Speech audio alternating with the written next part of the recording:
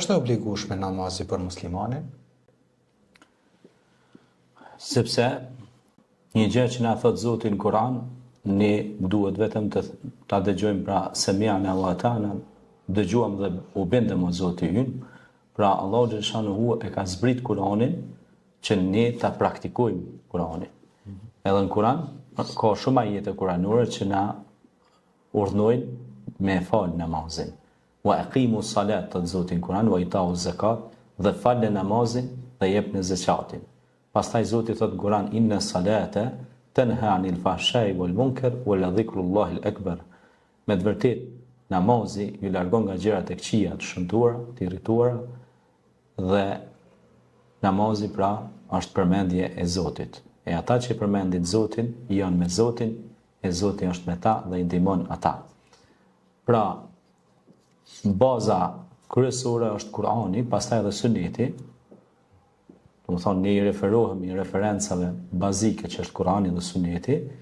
Kur'ani pra na urdhnon që të falim namazin, po ashtu Suneti nga jeta e dërguarit Muhammed alayhi salatu wassalam, për cilën gjë ka thënë pejgamberi alayhi salatu wassalam, el-wahdu bainana wa bainahuma as-salat. Dallimi mes nesh dhe atyre që nuk janë në pjesën e muslimanëve, pra në besim tjetër, është namazi. Pastaj pejgamberi alayhi salam ka thënë për namazin, es-salatu imadu ad-din faman aqamahu aqama ad-din wa man tarakahu taraka ad-din. Namazi është shtylla e Islamit, është shtylla e dinit. Kush e kalon atë ka braktis besimin, pra ka braktis Islamin. Pra namazi është një lloj pasaporte identifikuese e çdo muslimani ose besimtari, është shtyllë pastaj për shtyllave të Islamit, arkanul Islam, bunia al-Islam ala khamsin. Pra Islami është ndërtuar mbi 5 shtylla, e për këtyre 5 shtyllave është edhe falja e namazit. Pastaj kjo është pra nga Suneti, nga jeta e dërguarit ton Muhammed alayhi salatu wassalam, po ashtu dhe shokët e tij, nga ashab, po edhe nga gjeneratat e ardha, tabiin dhe tabiin, kanë dhënë urdhën decidim ixhmaja, pra shumica, konsensusi, që ai që praktikon namazin, pra ai ka praktikis besimin fen islame.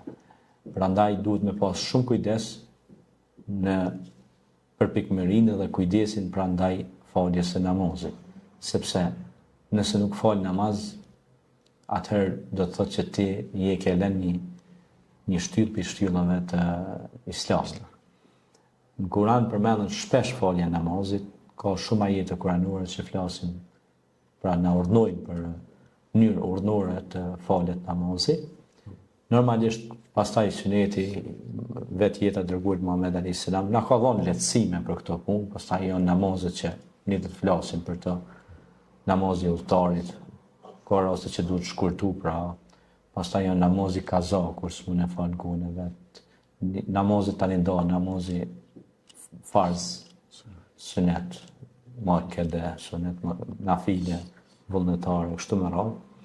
Pra specifikohen se i cila për tyne, mirë po ka shumë rëndësi kjo pyetje që është bërë për shkak se shumë njerëz pe neglizhojnë namazin, fatkeqësisht shumë musliman pe neglizhojnë, pe anashkalojnë, mirë po për pyetjeve që do të merremi varrësht edhe namazi. A ke fal namazin? Subhanallah, është shumë e rëndësishme kjo. Ka, unë di për shembull, ka shumë musliman që veç në Ramazan falet, e kupton? Thu se namazi ka veç në Ramazan, më fal, ose thotë e fali veç një vakt ose 2 vakte. Namazi i ka 5 vakte, kupton? Urdhni i Zotit është 5 vaktet me i fal, sepse pe kësaj dunjaje të gjithë kena me dalë, është një ilahi kaside, thotë kështu. Mirë po edhe në Kur'an i kemi 5 vaktet.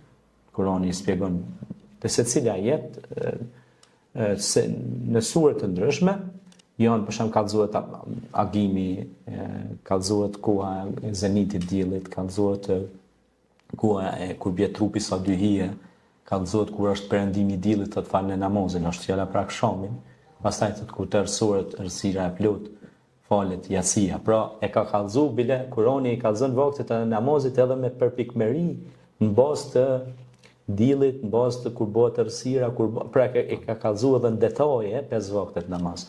Pra 5 vaktet namaz i gjojmë edhe në Kur'an, jo vetëm sunet të shpjeguara, që janë të urdhëruar për të falë. Pastaj namazi ka rëndësi shumë të madhe në jetën tonë sepse ai ndikon salatu dhikr, pra namazi është dhikr, është përmendja e Allahut. I tërë namazi është dialog me Krijuesin. Nëse ne jemi si jemi në namaz, ashtu do të jemi edhe në jetën tonë të përditshme. Pra suksesi është tek namazi. Nëse ne namaz falemi me përkushtim, me dashni, atëherë Zoti na jep shumë të mira në jetë, na jep shumë bekime në jetë. Unë kam pas raste të tregoj një rast kështu edhe nga jeta e përditshme që më tregojshin disa besimtarë, disa njerëz të mirë, thoshin që baba dhe nona në një shtëpi e kanë fal namazin, kanë bën sejdë shumë në atë shtëpi. Edhe tregojshin se djemtë e tyre kishin pas bereqet shumë të madh në bizneset e tyre, në kompanitë e tyre. Tha vallahi, tha, kur na kanë dek nona dhe baba, na ka ra puna për tokë. Kjo, subhanallahu, është një mirësi e madhe, tha. Falë që atit namazit, nanë se të babës, tha, neve i shkon ka na qënë Allah bereqet në fund tona, në jetën tonë të përdeshme. Subhanallah. Kjo është shumë e vërtetë. Në një shtëpi që nuk përmendet Zoti, në një shtëpi që nuk i bie Zotit në sejdë, nuk ka bereqet e shtëpi. Nuk ka hajre e shtëpi. Pse ti e ke harru ato që të ka kriju, je bon mas mirënjas. E ke harru krijuesin. Kupton, kjo ka shumë peshë të madhe.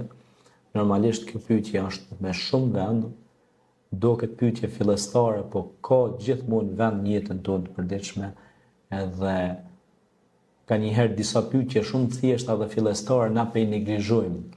Mirë, po që ato po na çojnë peshë shumë në jetën tonë, në këtë botë, po padyshim edhe në botën tjetër.